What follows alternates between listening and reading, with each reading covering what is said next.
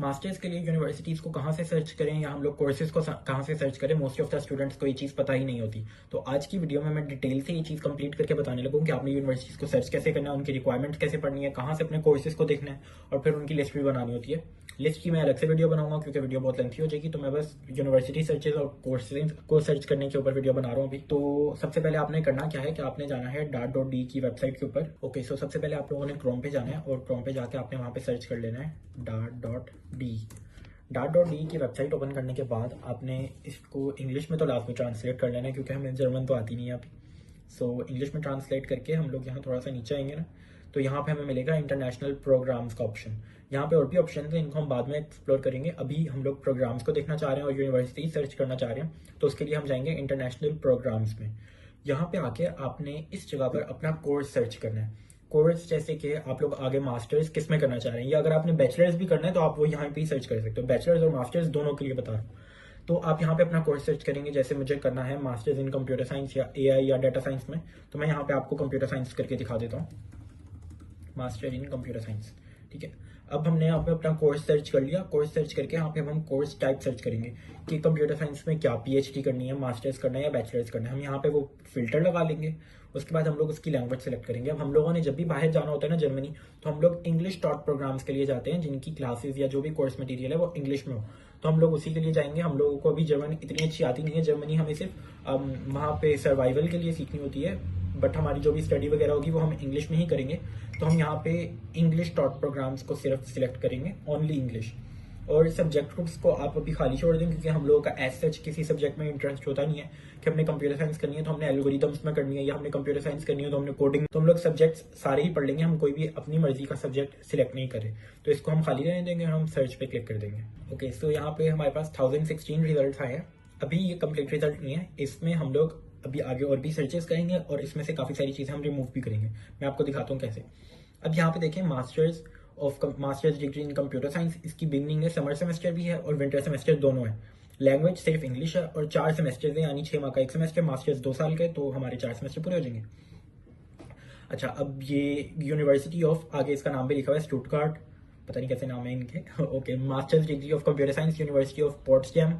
इसमें भी 4 semester, English taught program, tuition fees none. और यहाँ पे देखें इधर लिखा हुआ tuition fees varied per semester. इसका मतलब इस कोर्स के अंदर ट्यूशन फीस होगी, वो फ्री नहीं है, वो हर सेमेस्टर वेरी करेगी कि कितने कोर्सेज आपने पढ़े हैं या क्या है। इधर ट्यूशन फीस नन, इसके 3 सेमेस्टर हैं। ये masters degree in computer science, university of applied sciences Kyle. फिर है masters degree of science in computer science, इसकी ट्यूशन फीस नन, 4 सेमेस्टर। ये यूनिवर्सिटी ऑफ पेडरबॉर्न है। अच्छा, अब यहाँ पे थोड़ी सी तो आपने बेसिक्स देख ली। हमारे पास 1016 यूनिवर्सिटीज आ चुकी हैं जो कि कंप्यूटर साइंस में मास्टर्स की डिग्री सिर्फ इंग्लिश लैंग्वेज में ऑफर कर रही हैं। तो अब यहाँ पे हम क्या करेंगे कि हमने कोर्स टाइप वगैरह सेलेक्ट किया हुआ है, सब्जेक्ट ग्रुप को हम खाली लेने देंगे। मोड ऑफ स्टडी अब हम यहाँ पे सिलेक्ट करेंगे। हमने ऑनलाइन स्टडी नहीं करनी, हमने वर्चुअल यूनिवर्सिटी वाला सीन नहीं बनाना, हमारे पास वो ऑलरेडी पाकिस्तान में मौजूद है। तो हम क्या करेंगे, हम लोग यहाँ पे सिलेक्ट करेंगे फुली ऑन साइट यूनिवर्सिटीज, ताकि हम लोग सीधा वहीं जाके पढ़े। हमने तो जर्मनी जाना है भाई, हमने तो वहीं जाके पढ़ना है। तो यहाँ पे हमारे पास रिजल्ट शो हो रहे हैं 914। तो हम अब ये फिल्टर लगा लेंगे। अब हमारे पास यूनिवर्सिटीज कम हो चुकी हैं, 914 यूनिवर्सिटीज हैं जो ऑन साइट ऑफर कर रही हैं। अब आपकी मर्जी है कि आप लोगों ने सिटी सिलेक्ट करनी है या नहीं। इन स्टार्ट मैं तो आपको यही कहूंगा कि आप लोग मिनिमम 8 यूनिवर्सिटीज में तो अप्लाई करो ही करो लाजमी, और उसमें आप सिटीज को एज सच फोकस ना करो क्योंकि हमारा मेन गोल होगा एडमिशन मिलने पे। तो हम लोग एक दफ़ा एडमिशन मिल जाए वहाँ चले जाएं। सिटीज़ लोग ज़्यादा प्रेफर करते हैं कि बड़ी सिटीज़ में जाएं क्योंकि वहाँ पे जॉब अपॉर्चुनिटीज़ ज़्यादा होती हैं, लेकिन अकोमोडेशन मुश्किल से मिलती है। और छोटी सिटीज़ के अंदर अकोमोडेशन इजीली मिल जाती है लेकिन जॉब्स मुश्किल से मिलती हैं। बट मैं सच सिटीज़ को इतना प्रेफर करता नहीं हूँ। हम मिक्स यूनिवर्सिटीज़ में अप्लाई करेंगे तो वहाँ पे फिर हमें सिटीज़ का सच इशू होना नहीं चाहिए। हम लोग इधर फिल्टर लगा लेते हैं यूनिवर्सिटी का कि हम लोग यूनिवर्सिटी सर्च करते हैं। इसके बाद इंस्टीट्यूशन टाइप, इंस्टीट्यूशन क्या है, हाँ ये यूनिवर्सिटीज़ के नाम है कि इनमें से कोई इंस्टीट्यूट आपने चूज़ करना है। नहीं, हमें नहीं करना, हम तो सारों को भी कंसीडर करें। बाद में हम लोग इनकी रिसर्च, जब हम लोग लिस्ट बनाएंगे तब हम लोग डिफरेंट यूनिवर्सिटीज़ को एक्सप्लोर करेंगे कि हमें कौन सी यूनिवर्सिटी चूज़ करनी है और कौन सी नहीं करनी। सो अभी हम लोग इस चीज़ को बिल्कुल भी नहीं छेड़े। ट्यूशन फीस, ये बहुत मज़े की चीज़ है। यहाँ पे आपने इसको बिल्कुल भी एक ही ऑप्शन रखना है, इसके अलावा कोई भी ऑप्शन सिलेक्ट नहीं करना, जो कि है नो फीस ऑप्शन। क्योंकि हमने एजुकेशन के लिए फीस नहीं देनी, हमारी अकेडमिक कोई भी फीस नहीं होनी चाहिए, वो जीरो होगी, बस सेमेस्टर कॉन्ट्रीब्यूशन होती है, वो वेरी करती है हर यूनिवर्सिटी के ऊपर और सिटी के ऊपर, तो हम लोग इसको बाद में देखेंगे। अभी हम लोग इसको नो फीस रख रहे हैं ताकि हमारी एजुकेशन की तो कोई फीस ना हो। अच्छा, इसके बाद है बिगनिंग, कि आप लोगों ने कौन से सेमेस्टर्स में अप्लाई करना है, समर इनटेक या विंटर इनटेक। मैं आपको यही मशवरा दूंगा कि आप लोग इन दोनों में से कोई भी सेमेस्टर सिलेक्ट ना करो, मीन्स इसको खाली छोड़ दो, ताकि आपके पास दोनों ऑप्शन हैं। क्योंकि ना कुछ यूनिवर्सिटीज में ऐसे होता है कि अगर आपने विंटर इनटेक में अप्लाई किया और आपका आगे जो भी वीजा का प्रोसेसिंग था, आपको एडमिशन मिल गया, लेकिन आपका कोई भी अल्लाह ना करे कोई भी मसला मसाइल बन गया वीजा में या किसी और चीज में कि आप लोग टाइमली वहां पे ना पहुंच सके और आपका सेमेस्टर स्टार्ट हो गया और आपने क्लासेस नहीं ली, तो वो यूनिवर्सिटी क्या करती है, वो आपका एडमिशन कैंसिल नहीं कर देती, वो आपको ऑप्शन दे देती है कि आप हमारे पास अगला जो सेमेस्टर स्टार्ट होगा समर में, आप उसमें आके ज्वाइनिंग दे दो, एडमिशन तो आपको मिला हुआ है, तो आप बस वीजा लगवाओ दोबारा से और वहां पे आके ज्वाइनिंग दे दो। तो मैं हमेशा यही प्रेफर करता हूँ अपने लिए, मैं बता रहा हूँ कि ऐसी यूनिवर्सिटी चूज करो जिसमें दोनों सेमेस्टर्स हो, विंटर भी और समर भी, ताकि अगर एक में आप ना पहुंच सको तो आपके पास दूसरे में जाने का ऑप्शन मौजूद हो। बहुत से स्टूडेंट्स ऐसे करते हैं कि वो सिर्फ विंटर सेमेस्टर या समर सेमेस्टर की यूनिवर्सिटीज में अप्लाई करते हैं, तो आप लोग ऐसा ना करना, ताकि एक तो एडमिशन फीस के या जो भी हमने एप्लीकेशन फीस के पैसे भरेंगे वो भी वेस्ट नहीं होंगे, आपको दोबारा अप्लाई नहीं करना पड़ेगा, आपके पास ऑलरेडी एडमिशन लेटर होगा। तो दिस इज बेनिफिट कि आप दोनों सेमेस्टर्स वाली यूनिवर्सिटीज में ही अप्लाई करो। ओके, तो अब हम लोग देखते हैं यूनिवर्सिटीज को हमने कैसे देखना है। अब यहाँ पे हमारे पास मास्टर्स की डिग्री के हमने सारे इंपॉर्टेंट फिल्टर्स लगा लिए हैं और यूनिवर्सिटीज शो हो रही हैं। हम क्या करेंगे, अब बारी बारी आप ना इन सारी यूनिवर्सिटीज को ना न्यू टैब्स में ओपन कर लो। मैं आपको 2 ओपन करके दिखा रहा हूँ, बाकी आपने इसी तरीके से जो भी आपका कोर्स होगा उससे रिलेटेड आप लोग ओपन करना और देखते जाना। तो हम सबसे पहले एक यूनिवर्सिटी को ओपन कर लेंगे। यहाँ पे यूनिवर्सिटी की कुछ इमेजेस शो हो रही हैं आपको, अगर आप देखना चाहो तो देख लो, वरना ऐसा चीज की जरूरत नहीं होती। आपने यहाँ पे अपनी डिग्री का नेम देखना है कि मास्टर्स ऑफ साइंस है in computer science, university of Potsdam. Okay, so अब यहाँ पे आपने क्या करना है, सबसे पहले आपने ये देखना है कि टीचिंग लैंग्वेज क्या है, इंग्लिश है, हमने इंग्लिश में ही जाना था। Okay, language English, instruction computer science masters program, ठीक है। फुल टाइम पार्ट टाइम, मतलब ये फुल टाइम है, आपको इसमें पूरा दिन ही लगेगा आपका। वहाँ पे 4 सेमेस्टर्स हैं, विंटर एंड समर दोनों अवेलेबल है। बाकी ये सारी चीजें छोड़ देना। यहाँ पे अब डेडलाइंस देख लो। विंटर सेमेस्टर की डेडलाइन है एप्लीकेशन की 1 जून और समर सेमेस्टर की है 1 दिसंबर। ट्यूशन फीस इसकी नन है और ये कंबाइंड डिग्री नहीं है। अच्छा, कुछ ना जर्मन यूनिवर्सिटीज में मास्टर्स की और पीएचडी की ना कंबाइंड डिग्रीज होती हैं, कि आप एक मास्टर्स की डिग्री में इनरोल करो या पीएचडी की इनरोल करो और वो आप 6 साल तक पढ़ोगे तो आपकी दोनों ही कंसिडर होती हैं, आपको उसकी 2 डिग्रीज मिलेगी, मास्टर्स की भी मिल जाएगी और पीएचडी की भी मिल जाएगी। तो ये भी आपने देख लेना है। तो ये ज्वाइंट डिग्री नहीं है, ये कंबाइंड भी नहीं है। यहाँ पे अब इन्होंने थोड़ा सा कंटेंट बताया कि आप इस डिग्री में क्या कुछ पढ़ोगे। आपके 5+1 ट्रैक्स हैं, algorithms and foundations, data and AI, digital health, security engineering, systems, open track, methodologies हैं, research methods and ethics, critical reading, discussion वगैरह फलाना फलाना। ओके, ये सारी आप लोगों ने देख लेनी है जिसमें भी आप लोग अप्लाई करने वाले होंगे। इसके बाद आपने क्या करना है, आप लोग यहाँ पे आ जाओगे कोर्स डिटेल में। कोर्स डिटेल में भी आप लोग इसमें पढ़ लोगे, ये सारा आपको कोर्स का ही बता रहे होते हैं कि इसमें क्या कुछ होगा, आप क्या कुछ पढ़ोगे, दिस एंड दैट। ये ऐसा इतना इंपॉर्टेंट होता नहीं है। और इसमें बता रहे हैं कि अगर इंटीग्रेटेड इंटर्नशिप आपकी अवेलेबल है इस कोर्स में, यानी मतलब आपको इंटर्नशिप लाजमी करनी पड़ेगी या नहीं करनी पड़ेगी, वो भी आपको यहीं पे बता दिया जाएगा। इसके बाद आप देखोगे कॉस्ट एंड फंडिंग में, जो कि सबसे इंपॉर्टेंट है।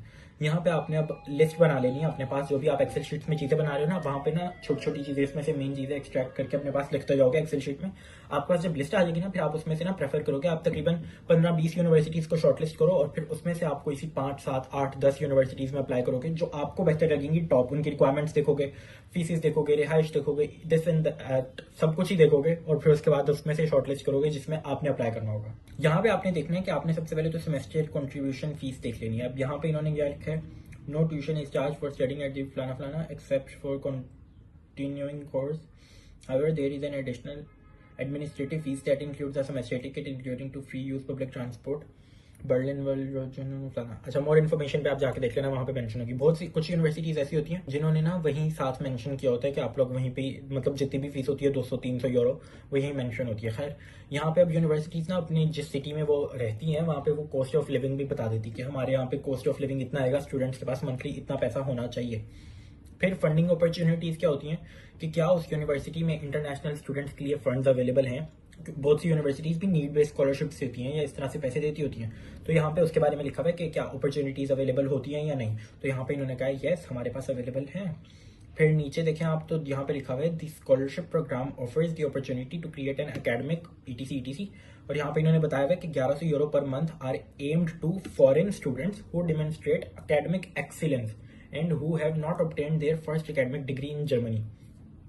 मीन्स कि अगर आप मास्टर्स के लिए जा रहे हैं, आपकी पहली एकेडमिक डिग्री होती है बैचलर्स की डिग्री, ग्रेजुएशन की, वो आपकी जर्मनी से नहीं है, लेकिन आपका मास्टर्स के अंदर या बैचलर्स के अंदर एकेडमिक रिजल्ट बहुत अच्छा रहा है, एक्सीलेंट रहा है, तो आपको 1100 यूरो पर मंथ स्कॉलरशिप ये यूनिवर्सिटी खुद से ही देगी। ना आपको डार्ट चाहिए होगी, ना एरेस्मस चाहिए होगा, ना कुछ, आप यूनिवर्सिटी में ही एप्लीकेशन देंगे और वही आपको स्कॉलरशिप के लिए 1100 यूरो फंड भी देगी और इसके लिए फिर आपको ब्लॉक अकाउंट भी नहीं चाहिए होगा। अब ये काफी अच्छी यूनिवर्सिटी निकल आई है, आप लोग देख लो, कंप्यूटर साइंस का कोर्स है, यूनिवर्सिटी ऑफ पोट्सडाम। ये यूनिवर्सिटी स्कॉलरशिप दे रही है फॉरेन स्टूडेंट्स को, आप जैसे स्टूडेंट्स को, फॉर मास्टर्स 1100 यूरो की। तो आप लोग इसको कंसीडर कर सकते हो for computer science, masters in computer science.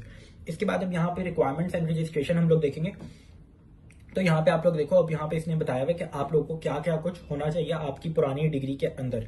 मैंने पिछली वीडियो में आप लोगों को ECTS कोर्स के बारे में बताया था, तो यहाँ पे अगर आप लोगों ने वो वीडियो नहीं देखी तो आप लोग जाके वो वीडियो देख के हो, क्योंकि इसकी रिक्वायरमेंट्स में सब कुछ वही लिखा हुआ है। अब यहाँ पे क्या है, a bachelors degree with minimum of total 180 credit points in either computer science, IT, data science या रिलेटेड फील्ड्स। मैंने ECTS स्कोर वाली वीडियो में कंप्लीटली डिटेल से बताया है कि 180 ECTS स्कोर क्या होते हैं और 240 ECTS स्कोर क्या होते हैं। आप लोग उसको देखना, मेरे यूट्यूब चैनल पे भी अपलोडेड है, मेरी टिकटॉक पे भी अपलोडेड है। 180 ECTS स्कोर 3 साल के बैचलर्स के होते हैं, तो अगर आपका 3 साल का बैचलर्स है कंप्यूटर साइंस में तो आप लोग इस कोर्स में अप्लाई कर सकते हैं। आगे हम देखते हैं। अब यहाँ पे इन्होंने क्या लिखा है, टोटलिंग एटलीस्ट 14 क्रेडिट्स। ये जो क्रेडिट है ना, ये हमारे पाकिस्तानी है, ये ECTS कोर्स लिखे हुए हैं, जो कि मैंने कैलकुलेट करना भी बताया था टोटल डिग्री का, जो कि ऊपर हमने देख लिया 180 क्रेडिट्स, और अब कोर्स वाइज जो कि यहाँ नीचे लिखा हुआ है 14, 15, 15, 10, ये अब सारे कोर्स वाइज निकलेंगे, ये आपको खुद से निकालने पड़ेंगे अपनी डिग्री के। Algorithm, data structures, theoretical computer science में आपके 14 क्रेडिट होने चाहिए, software development and programming languages में 15, डाटा स्ट्रक्चर्स एंड लॉजिक, इस चीज को आप लोग खुद रीड करोगे। अब यहाँ पे इंग्लिश प्रोफिशिएंसी का इन्होंने लिखा है at least the level C1 level of common European framework of reference और an equivalent first professional qualifying university degree. Proof of proficiency is required for admission and must be submitted in full at the time of application. The qualification cannot be other flana. Okay. At least level framework of reference of language. इसके अंदर IELTS required नहीं है। आप लोग English proficiency certificate और अगर आपके bachelors की डिग्री का थीसिस इंग्लिश में था वो साथ में सबमिट करा के ले सकते हो, ये मैं आपको बता रहा हूँ। आप लोग यहाँ पे IELTS के बगैर भी एडमिशन ले सकते हो, इंग्लिश लैंग्वेज के लिए वो जरूरी नहीं है, बट वीजा में वो अक्सर पूछ भी लेंगे। एप्लीकेशन डेडलाइंस, और यहाँ पे अब ये देखना है आपने कि एप्लीकेशन भेजी कैसे जाएंगी। कुछ यूनिवर्सिटीज होती हैं जो यूनिवर्सिटी के थ्रू एप्लीकेशंस लेती हैं और कुछ हैं जिन्होंने यहाँ पे डायरेक्ट लिखा हुआ है submit applications, apply procedure can be found here. यहाँ पे अब हम क्लिक करेंगे तो हम लोग इनके पूरे अप्लाई जो भी प्रोसेस होगा उसके ऊपर डायरेक्ट हो जाएंगे। ये इनकी वेबसाइट है और यहाँ पे अब एप्लीकेशन ऑफ मास्टर, इसको आप रीड करो, यहाँ से अपना एप्लीकेशन फॉर्म स्टार्ट करो, दिस एंड दैट। यही कहीं पे अप्लाई का भी ऑप्शन होगा, देखना पड़ेगा। ये तो जब हम रीड करेंगे, ये देखें ये सारी क्लिकेबल हैं, conjunctive masters degree, conjunctive teaching, ठीक है। बस यहाँ पे आप लोग देखोगे और इसको आगे कर लेना खुद ही, या मैं अभी उसके ऊपर तो वीडियो बना नहीं था, खैर। अच्छा, इसके बाद यहाँ पे अब है सर्विसेज। ये ऐसा इसमें इतना कुछ होता नहीं है खास, इसमें बस आपको ये पता चलता है कि आपको पार्ट टाइम जॉब अगर कोई ढूंढनी है तो वो यूनिवर्सिटी प्रोवाइड करती है या नहीं। कुछ यूनिवर्सिटीज होती हैं जो आपको किसी भी प्रोफेसर के अंडर असिस्टेंट के तौर पे लगा देती है और वो फिर आपको पार्ट टाइम पे करते हैं, तो आपको पार्ट टाइम जॉब के लिए खुआर होने की जरूरत नहीं पड़ेगी। और अकोमोडेशन के बारे में लिखा हुआ है कि क्या यूनिवर्सिटी का स्टूडेंट डॉम अवेलेबल है, तो उन्होंने कहा यस अवेलेबल है और आप उसमें रूम के लिए अप्लाई कर सकते हैं, लेकिन आपकी एज 30 साल से कम होनी चाहिए फॉर अ मास्टर्स डिग्री। तो उसका लिंक इन्होंने यहाँ पे दिया हुआ है, इसमें आप यहाँ पे अप्लाई कर सकते हो। ओके, सपोर्ट्स के बारे में यहाँ पे इन्होंने बताया कि सपोर्ट फॉर इंटरनेशनल स्टूडेंट्स या डॉक्टरल कैंडिडेट्स के लिए क्या होती है, ये आप लोग रीड कर सकते हो। वेलकम इवेंट्स है, buddy programme, tutors, accompanying, culture and linguistic preparation, visa matters. अच्छा, कुछ यूनिवर्सिटीज ना ऐसी होती हैं जो आपको वहाँ पे बुला के आपके पहले सेमेस्टर में आपको जर्मन लैंग्वेज भी सिखाती हैं, वो आपका जर्मन लैंग्वेज का कोर्स रख देती हैं जिसमें आप आराम से जर्मन लैंग्वेज सीखें और आगे अपनी पढ़ाई कंटिन्यू करें, और वो आपको पूरा एक सेमेस्टर जर्मन लैंग्वेज सिखा देती हैं फॉर योर सर्वाइवल। तो वो भी बहुत अच्छी यूनिवर्सिटीज होती हैं, आप वो भी चेक कर लेना कि आपकी यूनिवर्सिटी में वो फैसिलिटी अवेलेबल है या नहीं जिसमें आप लोग अप्लाई कर रहे हो। ओके, सो ये सारी आपने यूनिवर्सिटी या कोर्स सर्चेज होते हैं जो करनी होती है, और फिर इसी की बेसिस पे ये DART.D की वेबसाइट से हमने किया और इसकी बेसिस पे आप लोग फिर आगे अपनी लिस्ट वगैरह बनाते हैं और एप्लीकेशन प्रोसेस स्टार्ट वगैरह करते हैं। ओके, सो अब आप लोग मुझे बताना, अगर आप लोगों का कोई भी क्वेश्चन है कमेंट्स में मुझे बताना कि अगली वीडियो किस टॉपिक पे होनी चाहिए, और टेक केयर, अल्लाह हाफिज़। अपनी यूनिवर्सिटी सर्च करो और अच्छी अच्छी यूनिवर्सिटीज़ में अप्लाई करो। प्लस मैं आप लोगों से यही कहूँगा कि मुझे इंस्टाग्राम पे भी फॉलो करो, यूट्यूब पे भी सब्सक्राइब कर लो और टिकटॉक पे भी फॉलो कर लो। मैं अब इंशाल्लाह इंस्टाग्राम के ऊपर ऐसा मेरे पास इतनी पब्लिक है नहीं, जब हो जाएगी फिर मैं स्टोरीज़ वगैरह पे आप लोगों के लिए यूनिवर्सिटीज़ भी लगाना शुरू कर दूँगा और जो भी क्वेश्चन रिलेटेड होंगे छोटे मोटे उनका आंसर स्टोरीज पे ही दे दिया करूँगा। अभी तो बहुत क्वेश्चन होते हैं जिनको रिपीटेड क्वेश्चन होते हैं जिनके ऊपर मैं वीडियोस नहीं बना पाता या उनको मैं फिर सिंगल ही कमेंट पे रिप्लाई करता हूँ क्योंकि वो पब्लिक इंस्टाग्राम पे है नहीं। तो मैं आपको यही कहूँगा कि आप लोग मुझे इंस्टाग्राम पे भी फॉलो करो ताकि मैं स्टोरीज पे आप लोगों के क्वेश्चन या क्वेरीज के आंसर दे सकूँ, और यूट्यूब पे भी फॉलो करो फॉर लॉन्गर वीडियो।